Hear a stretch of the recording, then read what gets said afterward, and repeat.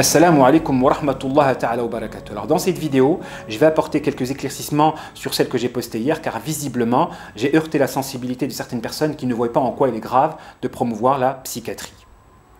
Mais avant de commencer, je vais faire un bref rappel sur le tawhid. Car en réalité, tout est une question de tawhid. Et malgré que le frère Nabil Nasri possède des qualités humaines indéniables, il est à mon sens fondamental de mettre en évidence la règle qui veut que la justice et la vérité doivent être au-dessus de tout être humain. Car c'est justement dans le cas de figure ou des conséquences de l'amour pour une personne, nous sacrifions la justice et la vérité, que nous allons nous sectariser et faire de cette personne-là un gourou. Donc qu'est-ce que le tawhid? Le tawhid, c'est l'action de connaître Allah subhanahu wa ta'ala à travers ses attributs de perfection. At-tawhid al-ilmi. C'est ensuite l'action de lui vouer un culte exclusif. At-tawhid al-amali. Donc quand moi je condamne la psychiatrie, je la condamne à travers le prisme de la foi, le prisme du tawhid. Et parallèlement, quand Nabil Nasri fait la promotion de la psychiatrie, il le fait aussi à travers le prisme de sa méthodologie de pensée, qui transparaît d'ailleurs en filigrane dans son discours, quand il parle de déclaration, de la culture du diplôme, de ces références qui ne sont pas musulmanes. Entre guillemets, l'islam de France, l'islam de l'UOIF, qui voit dans certaines pratiques islamiques de l'archaïsme. D'ailleurs, c'est mis en évidence par le grand débat de comment nous allons déclarer le premier jour du mois de Ramadan. Eux vont se baser sur le calcul astronomique, alors que certaines traditions nous invitent à nous baser sur la vision oculaire. Donc c'est des gens qui voient dans la science le progrès et qui peuvent condamner, voire pour les plus extrémistes d'entre eux, se moquer et rigoler de certaines pratiques prophétiques. Donc certains extrémistes d'entre eux sont carrément sortis de l'islam, et j'ai même pas envie de citer de noms pour faire leur promotion. Donc cela étant, ce qu'il faut retenir, c'est que la question est une question de foi. C'est une question de foi. D'ailleurs, notre grand savant Ibn Sirin, rahmatullahu alayhi, il disait « Méfiez-vous de qui vous prenez votre science. Méfiez-vous de qui vous prenez votre science. » Pourquoi? Parce que même si une personne nous transmet un savoir authentique, il peut nous transmettre une identité derrière ce savoir-là. Car l'identité se localise dans la manière d'agencer des idées, dans la manière d'agencer des arguments. Et même si tous les arguments qu'il cite sont des références authentiques, la manière dont il les agence peut vous transmettre une manière de penser, une identité, une version, entre guillemets, de l'islam. Donc le danger se trouve là. Donc c'est une question de foi. En quoi la psychiatrie contient du shirk et du kufr? Alors la psychiatrie se donne pour challenge de guérir des maladies mentales par la compréhension hormonale et moléculaire de l'être humain. Pour elle, toute maladie s'explique par un dérèglement moléculaire et hormonal. Donc elle a pour but d'étudier le corps humain afin de pouvoir élaborer des médicaments qui vont justement réguler ce dérèglement-là.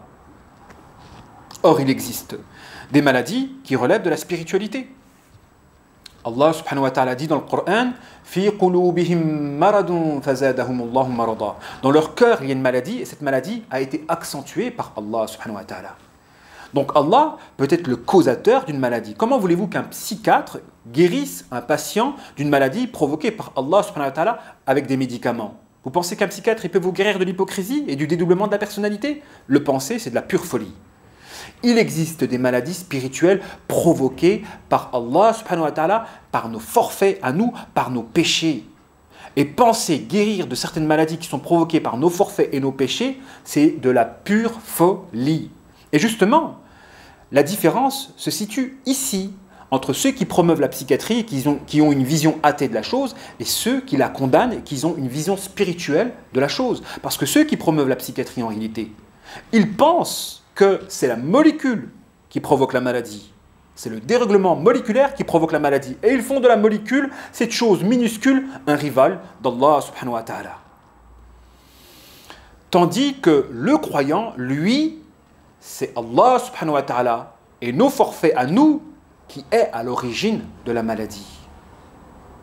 Donc la différence est de taille entre ceux qui condamnent la psychiatrie, qui a une vision athée de la chose et qui aborde l'être humain en faisant abstraction du divin et du spirituel, et ceux qui abordent justement la maladie à travers un angle spirituel et qui focalisent sur le cœur en considérant le cœur comme la cause du dérèglement moléculaire et hormonal du corps. Notre prophète alayhi salatu wassalam a dit dans une tradition authentique, en parlant du cœur, Ida saluhat, saluhat al-jasad kulluh. Wa ida fasadat, fasadat al-jasad kulluh. Si elle se purifie, si le cœur se purifie, c'est tout le corps qui se purifie. Si le cœur se corrompt, c'est tout le corps qui se corrompt. Le dérèglement hormonal et moléculaire a pour cause une détérioration doctrinale du cœur. Et pas l'inverse. Ceux qui vont voir des psychiatres et qui pensent comprendre leur maladie par des dérèglements hormonaux, ils vont leur dire oui, c'est la thyroïde qui est déréglée. Alors que le dérèglement de la thyroïde a pour cause justement une déficience à l'endroit du tawhid. Et c'est pourquoi ils vont commettre des erreurs graves en faisant des ablations de la thyroïde par exemple. C'est de la médecine qui fait des ablations, hein, quand elle ne comprend pas le problème et qu'elle n'a d'autre solution que de faire une ablation. Donc, il y a un danger à promouvoir la psychiatrie, dans le sens où elle a une compréhension athée du corps humain et qu'elle va tout expliquer par les molécules, comme si les molécules avaient le pouvoir de provoquer des maladies. Et derrière cela, elle va dépouiller Allah de son attribut de perfection. C'est lui qui est utile et c'est lui qui est nuisible. Donc c'est pourquoi tous ces musulmans qui vont consulter des psychiatres en pensant que tout s'explique par un dérèglement moléculaire, ils ne font que porter atteinte à leur foi. Et tous ceux qui encouragent le fait d'aller voir des psychiatres ne font qu'encourager à la mécréance. Et j'irai même plus loin en vous disant que la psychiatrie est une religion satanique. Satanique, dans le sens où derrière elle se trouve une industrie, l'industrie pharmaceutique qui s'enrichit sur la folie humaine et le fait de faire de l'être humain un objet déshumanisé, manipulé et expérimental. Oui, derrière la psychiatrie, en réalité, il y a le rêve de ces, entre guillemets, Illuminati qui veulent contrôler l'humain et faire de lui un esclave dépouillé de toute liberté mentale. La psychiatrie est en quelque sorte l'illustration de ce projet des Illuminati, celle de vouloir contrôler l'être humain et faire de lui un objet expérimental dépouillé de toute liberté. J'irai même plus loin, oui. Derrière ces hôpitaux psychiatriques, vous avez de l'expérimentation et de la déshumanisation. Et vous pouvez visualiser beaucoup de vidéos faites par des musulmans comme par des non-musulmans qui dénoncent les dérives de la psychiatrie. Avec tout ce qui a été dit, pouvez-vous encore croire en la psychiatrie? Subhanallah. Wassalamu alaikum wa rahmatullahi ta'ala wa barakatuh.